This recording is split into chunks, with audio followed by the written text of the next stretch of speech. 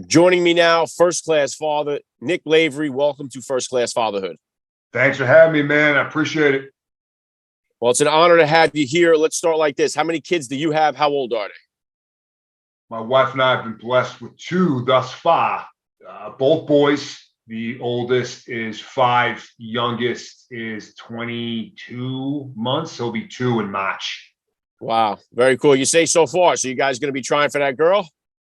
You know what, man? We're getting a little later in life, right? I'm 40, my wife's 41, but if we could squeak out another one, I think we would both be extremely happy if that were to be the case. So we're going to make a last ditch run at it here over the next 6 or so months. See what happens. All right, yeah, I love that. Yeah, we have 3 boys, and then we got our girl on the 4th try. So Congratulations, brother. Best of luck to you there. If you could, Nick, please just take a second, if you could, to hit my listeners with a little bit about your background and what you do. Yeah, man. For those that haven't already figured this out, originally from Boston, Mass. Spoiler alert, I know. Grew up, born and raised, really all around Mass. Most of my time was in and around the city. Entered the military in 2007. On the back end of 9/11, which was really my one reason for wanting to come in. I was a sophomore in college at the time. Really struggled to stay in school at that point because I knew where things were going and I wanted to be a part of that purely out of anger. Stayed in school, grinded out my degree, looked at options to come in, decided to come in the Army as a Special Forces recruit, which gives guys off the street the opportunity to bypass the conventional Army and go straight into the Special Forces, which is what I did. And I've been doing that now as a Green Beret for the last 15 going on 16 years. And, I'll just say it's one position and a lifestyle in which I consider to be the greatest honor a person can take on, one that I love, one that I have a deep sense of purpose with, and one that I'll continue to do for as long as I'm an asset to the guys to my left and right. Man, incredible stuff, Nick, and thank you for your service, of course. So along this journey then here, how old were you when you became a dad? I think you said your oldest was 6 there. Take me back to that. How did becoming a father kind of change your perspective on life? Man, unbelievable. And, prior to being a father, you got these priorities in life and they're rack and stacked. And those move around a little bit day to day, week to week, year to year. For me, prior to being a father, it was be the best Green Beret I possibly can, then a mile of kind of blank space, and then the rest of the things that may be important to me at the time.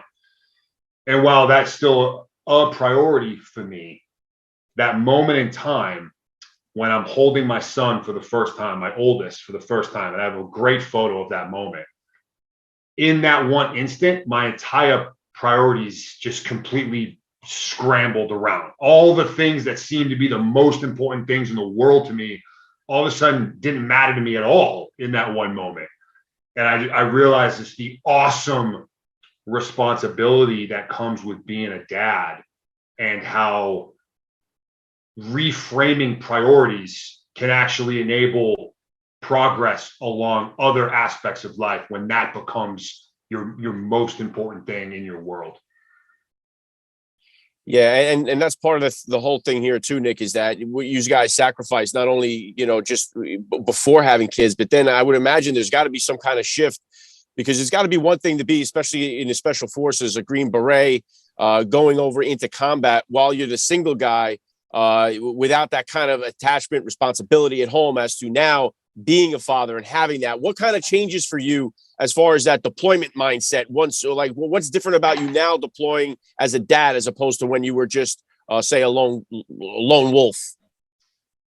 Yeah, I will say, and I will give my kids the credit to this maturity. Although I do believe it does come naturally kind of with age and with wisdom. But for me, my son and now having 2 were the driving factor behind this. I will say that I am just that much more calculating. I'm a little bit more deliberate when it comes to risk management and risk calculus and kind of weighing out pros, cons, benefits, hazards, control measures before making even smaller decisions. Whereas prior, right, single, no kids, Nick Lavery, Green Beret, running around the battlefield with my hair on fire, I didn't have that entity or entities at home waiting for me to come back to be an enormous aspect of their lives. I didn't have that. I don't want to go as far as to say I was reckless prior and now I'm not, because again, growing in maturity and living this lifestyle for a while, you learn a lot, and some of these things come naturally. But I will just say that in brief moments in time, the visions of my kids at home are within my decision-making process, even in chaotic environments. Wow. Yeah, incredible. I know you had I'm curious to get your take on this, because I know in your book, Objective Secure, you kind of focus on how helping people, and I know you do it through speaking and other things through your platform, about motivating people to reach these so-called unattainable goals. And I know obviously you reached the top of the chain here in the military, and you've been able to do, and obviously you've had this injury that could have been seen as a big mild setback for so many, but yet you push through it and continue to serve even with it. So I have my oldest, as I said, I have 4. My oldest is 16. And right now, for parents in this country, sending your kids to college is becoming a more and more of a huge concern, just because not only, number one, the prices are astronomical, but number two, they're coming out kind of like with these philosophies of hating America, and they're not really, they're studying these things like whatever kind of degrees they're coming out with that aren't helping them develop skills to pay back these loans that they're taking. So sometimes, long story short here, the problem is in developing a goal. If they don't have that driven goal, like to go serve in the military, or the driven goal to go play a sport, sometimes they have a problem, which is my oldest is having now, is trying to find a goal to attain. What do you want to be? How do you want to pursue? What kind of advice do you have for those young kids in high school that are getting ready to go to the next level, that are a little confused about what kind of goals to set for themselves and what to go for? How do they kind of sort through that? Yeah, I'll touch on 2 things briefly. One is the impact of the community in which you choose to surround yourselves with. And I know how challenging this is, particularly for young people. I can put myself back in the mindset of me at 16 years old. And, peer pressure is a term that, was thrown around a lot back then. It's a thing now. We're so easily influenced by those that we are surrounding ourselves with. The sooner that we can respect and appreciate and be more deliberate about who we surround ourselves with, the better we're going to be, and much faster. We're incredibly influential, and those that we surround ourselves with pose an influence on us. So I'll just say that my ideal community tripod consists of mentors, allies, and proteges. And if you model those you spend the most time with around those 3 areas, you are going to set yourself up for success. Now, this is going to come with some significant challenges. You are going to have to go against the grain. You're going to have a firm grasp of your own integrity and know what is right, and be willing to be labeled an outcast or a buzzkill or boring, or you have to be willing to take that on, which is much easier to do as a 40-year-old than it is as a 16-year-old. But the faster you can get there, the more better off you're going to be. And then second, the sooner that we can begin having an internal dialogue with ourselves. This is in terms of goal achievement and identifying what that may be. Who do I want to become? What do I want to do? This takes time, period. This takes time for anybody. But the faster we can begin having that internal conversation, where you look yourself in the mirror and with 1000% honesty, which is also really difficult to do these days with social media and the hashtag filtered world that we live in, where we expose ourselves through the perfect lens on the 17th photo attempt with all the stuff. That's just the nature of the world we live in. But to have this conversation, look yourself in the mirror with 100% honesty and self-awareness. What do you want to do? Who do you want to become? And open up that dialogue to then eventually get the answer to come seeping in. And in my experience, and those I've had a chance to talk with, usually that answer doesn't come blasting through the mirror and punch you in the teeth, right? A lot of times it shows up in the form of a whisper. But if you're not asking the question and then listening for that response, odds are you're not going to find it. For the young people, that answer is almost certainly not going to be apparent very quickly. But my point here, man, is the faster we can begin soul searching and trying to identify what our passions and purpose is here in this gift of life that we have, the faster we'll be able to identify what it is and then be able to put together a strategy and a plan and tactics to begin moving towards it.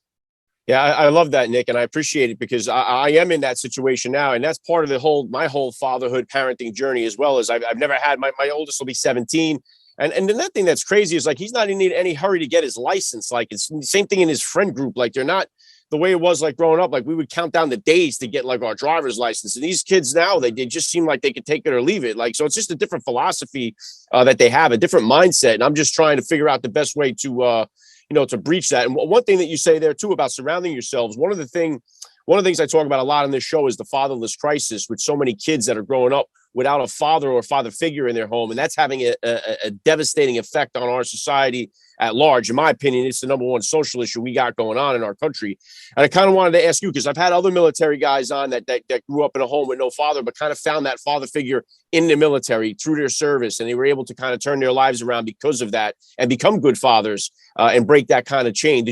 Have you noticed that? I wanted to get your take at your time in the military. Did you notice guys coming in from those situations, came from fatherless home, broken home, and then were able to find that kind of leadership through the military? Absolutely, man. I mean, in the same, the statistics are what they are. Is that translates to all sectors, and particularly the military. And I would argue, without doing any research, that there may be even a greater population of that demographic that are seeking that, right? They're seeking those male role models to learn from because they don't have it in their home.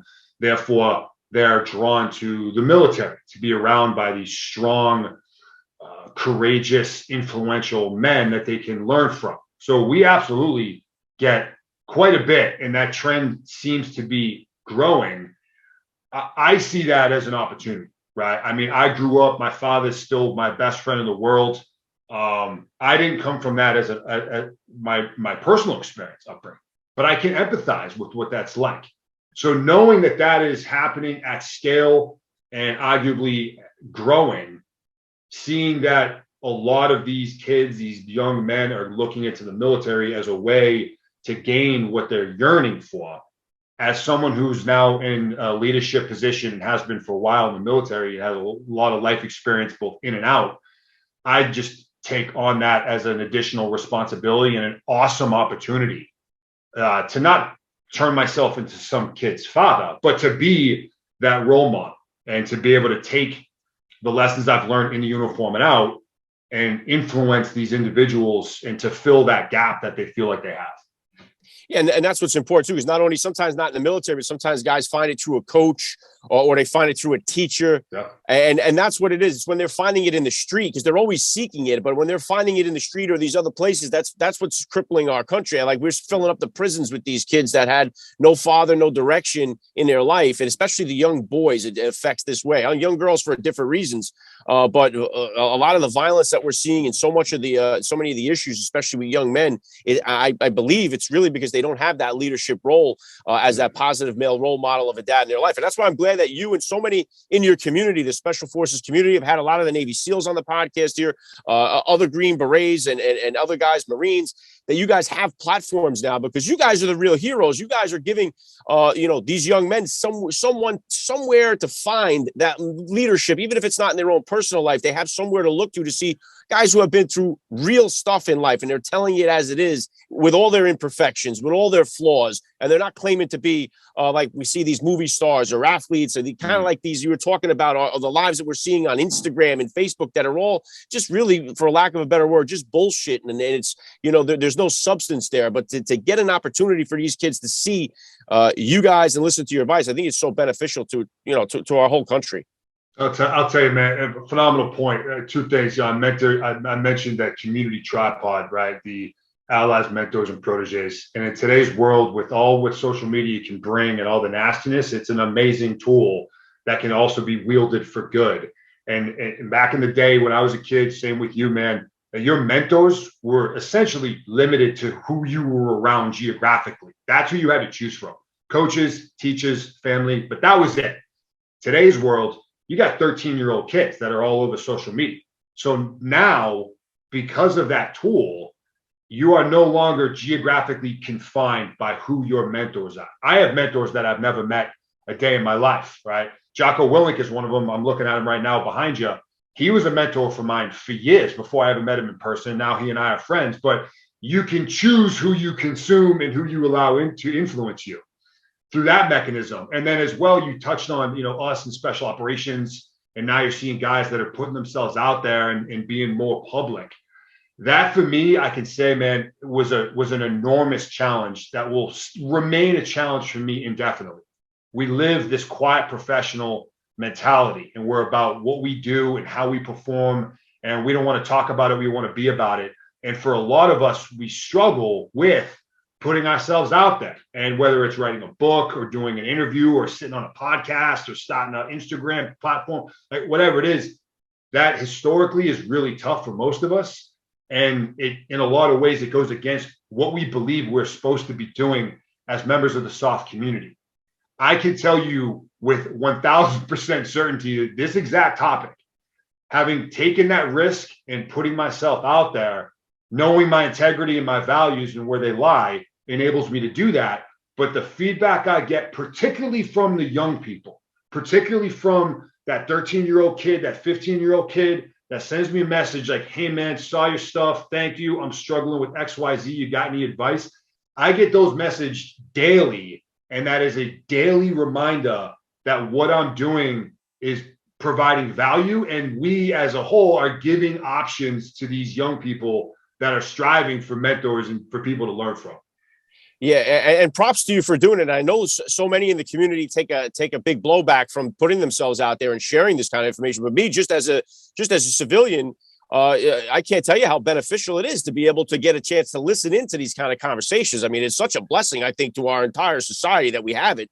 Although I know sometimes, like you said, it goes against the kind of grain of that quiet professional. But I think sharing it is so much more important than keeping it to yourselves. And one of the reasons why, too, is I think, unfortunately, I know youth suicide has gone up every year consistently since 2007. I know that suicide with military veterans is off the charts, and it's a big epidemic.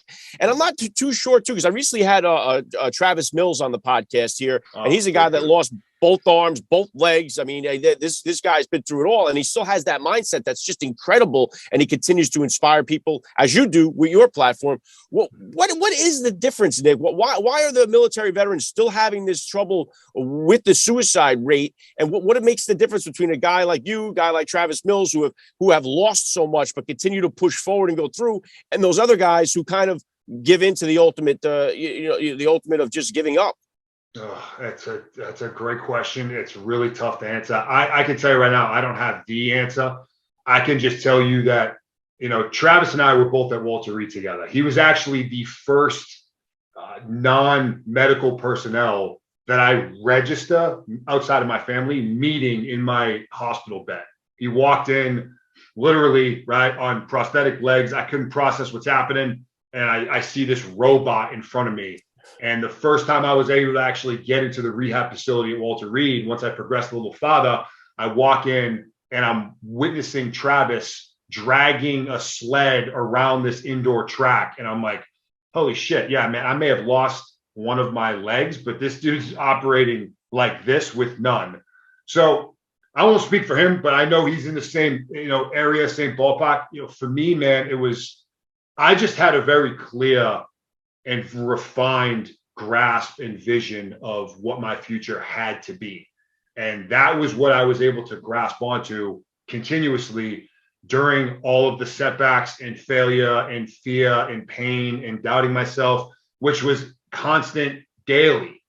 When I had those moments in time, I could grab onto the vision of my future, which is why the way we kind of kicked this off, man, having that clearly defined and continuously refined mission, I believe to be so important. Knowing who you want to be, who you're supposed to be, why you're on this earth, and being in love with that process and that game. I think that's essential. And again, for young people, it's going to take some time, but the sooner we can begin going down that road, the sooner you can grasp onto it. That was certainly what kept me out of going down the gutter. And I'll close here with this, Alec, is, talking to some of the medical professionals and the behavioral health docs which is just part of the Walter Reed kind of all-encompassing wellness approach. You meet with these guys and gals and they help you. One of them told me something I found fascinating. They said, for military individuals, particularly for special ops, but really across the military, you guys, you service members, are so used to taking on all this responsibility and just keep going forward, one foot in front of the other, no matter what, just drive on, drive on, drive on. You will find a way to get to a solution. Well, when your life is just completely flipped upside down, you're dealing with the most traumatic event ever. You lost a limb, you're suffering from a traumatic brain injury, you've lost multiple limbs, whatever the situation is. For some of the time, those people are able to leverage that killer instinct, that hyper type A mentality, and drive past it. Like Travis Mills, myself would be in that same camp. But for many, they're so used to being winners, and they're so used to being the one that's called upon when there's a problem, that when they become that vulnerable and that dependent, it can just create this massive shockwave where they lost their identity. They don't know who they are anymore, and it can spiral into a really bad spot. So I just say that with the identification of the mission, regardless of your circumstances, but knowing what that is, then it's just a matter of determining how to get that. And there is a way. So for those of us in the service that has made you as successful as you are, you can leverage all those same character traits, physical capabilities, ways of thinking, mentalities, as long as we have the vision of where we need to go. Yeah. Well said, Nick. And I think also, too, it goes back to saying, like, just by being on the platforms that you guys have, I don't think we'll ever know the number of people that you actually help that do listen in on these conversations, that you may be pulling through a difficult time in their life. So another reason why it's such a huge benefit. Let me pull it back into you as a dad here for a minute. What would you say, Nick, are the top values that you're hoping to instill in your boys growing up? Oh, man. Authenticity comes to mind really fast. Be real. And, we talked about the social media and the filtered world we live in. Be authentic with who you are, own who you are, strive to get 1% better every day, but you are who you are, and be proud of that. Know your deficiencies and work towards making them better. But this facade environment that we continue to navigate into that seems to be growing is paper mache thin, and people can see right through it, and it's bullshit. So you're doing yourself a disservice. Beyond that, man, it's a cliche expression, but anything is possible if you put your mind to it. And it all begins and ends up here. It begins in your mind. And I've been asked this question many times, where it's, hey man, if you've been through so much, you've sacrificed so much, you've been shot and blown up, and you lost your leg, and you just keep going. Like, do you not feel an obligation to maybe scale that back for if anything, for the sake of your boys, which is a fair question. My response to that, at least my first thought to that, is I need to be able to sit down in front of my kids. And I do this now, but the oldest is 5, and say, when I tell you anything is possible, bro, I actually live that. Okay. And you know that I live that. I want to be an example and demonstrate that what I'm saying to these boys is real, and that dad actually lived it. So if authenticity, the only limitations are the one we place in our own minds. And then lastly, the importance of integrity, And this goes externally and internally. Externally, right? One of the definitions we have in the military is doing the right thing regardless of who's watching. And that's typically framed in the terms of morals, ethics, and legal. Doing the right thing regardless of who's watching. I would take that another level and be able to apply that internally, meaning that it's in the moments of isolation and solitude, when no one is around, no one is giving a shit. You could easily go 50%, you could easily quit. But when you dig in and do the work that you know needs to happen, regardless of who is watching, regardless of who is there, forget about when your coach is there, your parents, your friend, your hater, the girl that you're trying to impress. Forget all that. The moment in time when it's just you and your character, and you do the right thing anyway, That is what leads to massive growth. And if you do that at scale, you are literally turning yourself into an unstoppable weapon. Yeah, great stuff, Nick. And I think so much of that too, like you say, up in your mind, and you say the facade of the social media. So many people are so concerned with what people think about themselves that they'll Photoshop the picture and they do all this stuff. And I think too, there's, and like I mentioned, the fatherless crisis. There's really an attack on masculinity in this country, and it's keeping men down. And it seems like you used to just be able to, have the goal of wanting to take care of a woman, provide for your children, protect your family, and that kind of mindset is kind of looked down upon today. Especially too, we look to these heroes that are really just guys with a wet paper ass, and they don't have any kind of substance to them. So I just think that that's such a major part of the downfall of where we're going, and that's why again we need to have more heroes, or in a sense, to look up to for our young boys or our young men in this country, to kind of say like, hey, it's okay to work through some of these things, despite the fact that you fail. And I think that so many people are afraid to fail because they're being constantly watched, or they feel like they're being constantly watched. And it's really those failures that are going to enable them to get farther in life. At least in my case, that's been the story for me, is that my failures in life have produced the best results moving forward than anything else has happened. And as a dad, being able to watch our kids kind of struggle and fail is difficult to do, but also necessary at the same time, I would say. 100%, man. I can't say it any better. The wisdom is located in the failure. And when we train, and the military can be looked at as kind of an extreme example, but it applies across all walks of life. When we train, we seek to fail as often and as productively as possible, so that when it comes time to play the game for real, we get it close to right. That is your opportunity to get it wrong, because that's where the knowledge is located. The challenge is our fear of failure, for the most part, comes from a sense of our pride and our ego.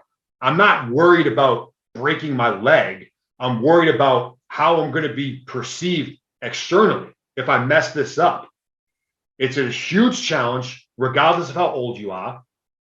For young people, this is exceptionally difficult, because we're in that stage of life where we want to be accepted socially. We want to impress the girl or the guy. We want to hang out with the cool kids. We want to sit at the cool kid lunch table. I get all that. I lived it. You lived it. I understand it.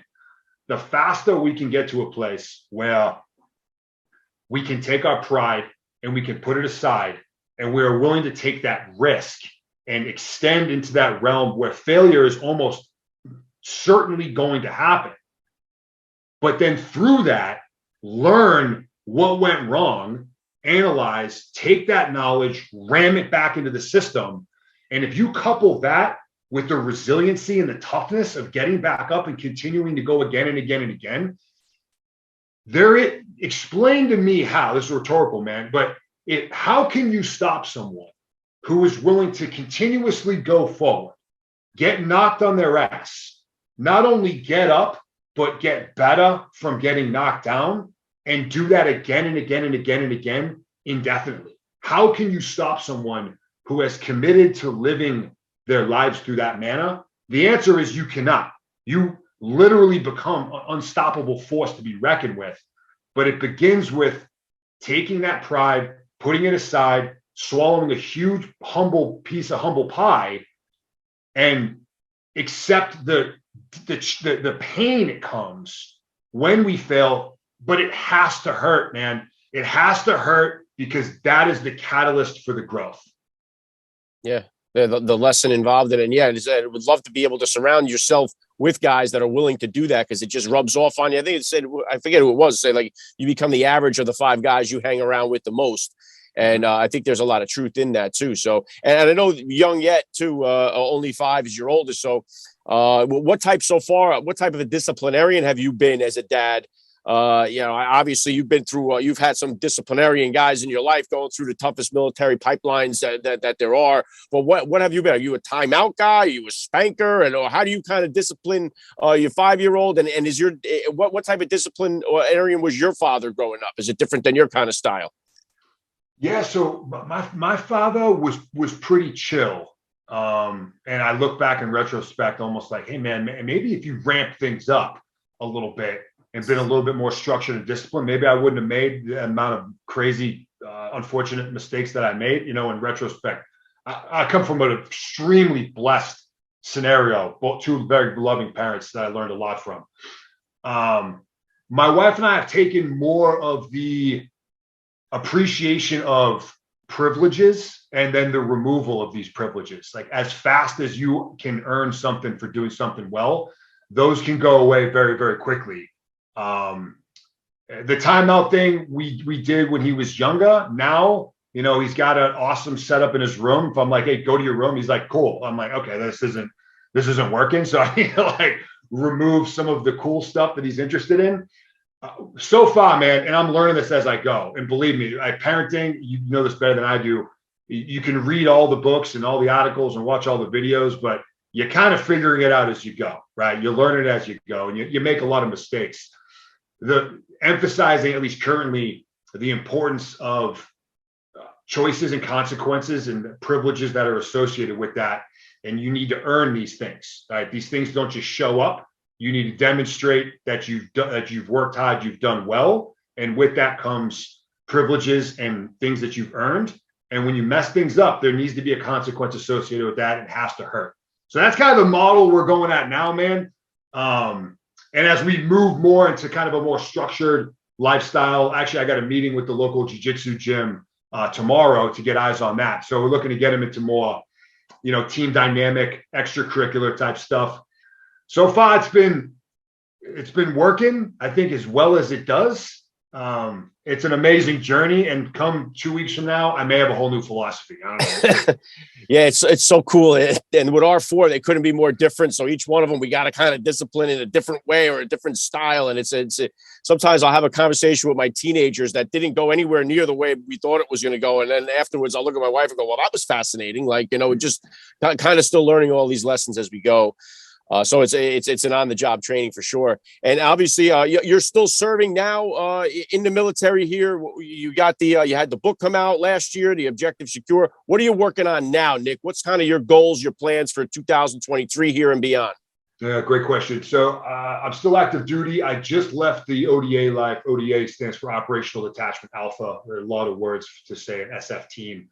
I just left the team life behind me now 4 months ago, which in itself was a really hard transition. You know, those of us that come in to do this job, you go through a lot of really difficult moments in training to live a life of an SF guy on a team. And that's the only job most of us really want to do. It's just one, you know, you can't do it forever, man. And I had a great run, 15 years playing that game. And it was just time for me to kind of hang up my cool guy stuff. So now I work at the next echelon of leadership as a company operations warrant, which is a position that I'm still kind of learning.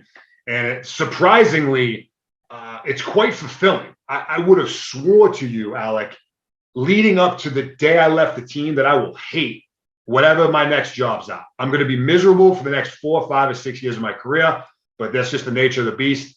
I was in this new job maybe a week, and I was like, wow, this is actually quite fulfilling. Because although I'm not kicking down the doors anymore, you know, you move up at echelon, and now your span of influence has gotten quite wider. So you can have those additional touch points throughout the unit, which is important. So I'm eager to get better at what I'm doing now in uniform. And then outside of uniform, you know, I say this, I really serve a lot of the same way out of the uniform the way I do in uniform. So us in the Army Special Forces warrant officers, we do a bunch of stuff, but the one word that we really hone in on is that as an advisor. We advise decision makers based on our experience and our technical expertise. That's what we do. I'm really doing the same thing outside of uniform as well. You know, and I got the book. I'm working on another 2 or 3, actually 3 right now. You know, I do workshops, seminars, engagements, speaking stuff, whatever, but it's really the same type of work. I'm just servicing different demographics.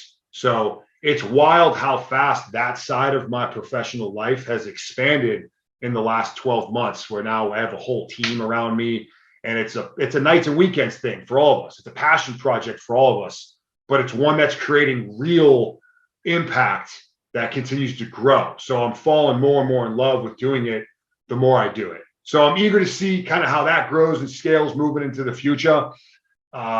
Eager to see how my family grows. and scales moving into the future. I'm in an incredibly blessed position as a service member, man, where a lot of us struggle with transition, right? You hang up the boots, you hang up the uniform, and that oftentimes is the catalyst for that negative spiral. People lose their identity, they lose their minds, they don't know what to do with themselves.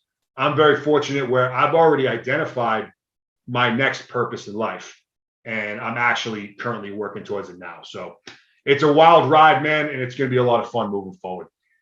Yeah, well, God bless you for what you're doing, and and no pun intended. I really hope you blow up big because I think your voice is so needed, not just in the military sector, but in the civilian world as well. I think you're inspiring more people than you could ever have dreamed of, and I think it's so needed, your voice. So props to you for what you're doing.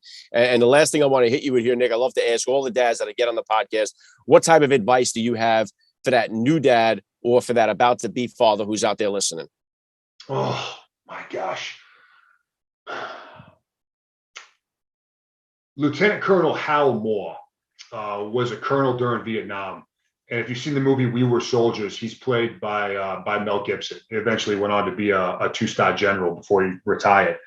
And in an interview, he was asked, how do you balance being a good soldier with being a good father? And his answer, I think, was just absolutely brilliant. And he just said, I think that being good at the one makes me better at the other. And this is a military comparison, but it's translatable, man. And my point is according to the general, which I believe in, that's a two-way street. You get better at one, it makes you better at the other. And for those of us in the military, and does not solely for us, but you think about what it takes to be good at whatever your job is, whatever your function is. And a lot of these things are the same. Work ethic, discipline, right? Sacrifice. Like that's what it takes, certainly to be a good soldier, but to be a good salesman or to be a good cashier, whatever it is you do, these character traits are necessary to be good at that. And it's very easy, at least for me, to see how discipline, work ethic, sacrifice, if you take those and you apply them to your job as a father, can absolutely be beneficial and make you better at being a father. It's the other road, the other way that is kind of a blockage for many of us. But you think about what it takes to be a good father. Compassion, empathy, patience. I mean, holy shit. I mean, if you don't have patience before you're a dad, like you're going to learn patience, which is a skill, right? It's a skill. For me, it took my kids for me to really look at patience as a skill and dedicate deliberate bandwidth to be better at that skill. But these types of skills, these types of character traits, when you take them and then you apply them to your work life, will make you better at that function as well. Even when you're in a high octane profession as a Green Beret or those of us in special operations in the military, those are looked at as almost like softer skills. But my kids have taught me the power of compassion, empathy, and patience, and these types of things, love. And now I'm applying them to my work as a Green Beret, and I'm seeing immediate effects where at times maybe, yeah, you want to belt someone upside the head, and sometimes that is the way to go. But there are other options that maybe are more practical to employ during that time frame within that particular situation. So my kids and being a dad have taught me so many aspects of being a more all-encompassing man and Green Beret, which have made me better at both of those things. So my long story short, man, I see that becoming a dad in all of its awesomeness, right, true blessing, gives us as fathers in particular an opportunity to develop ourselves as long as we see them as opportunities to improve ourselves, which improves us as dads, which will also translate to improve us with whatever other walks of life we're involved in. Yeah, very well said. I love the message. This has been an honor for me. I got to say, Nick Lavery, you're a first-class father all the way, and thank you so much for giving me a few minutes of your time here on First Class Fatherhood. Thanks, brother. I appreciate it, man. Keep going.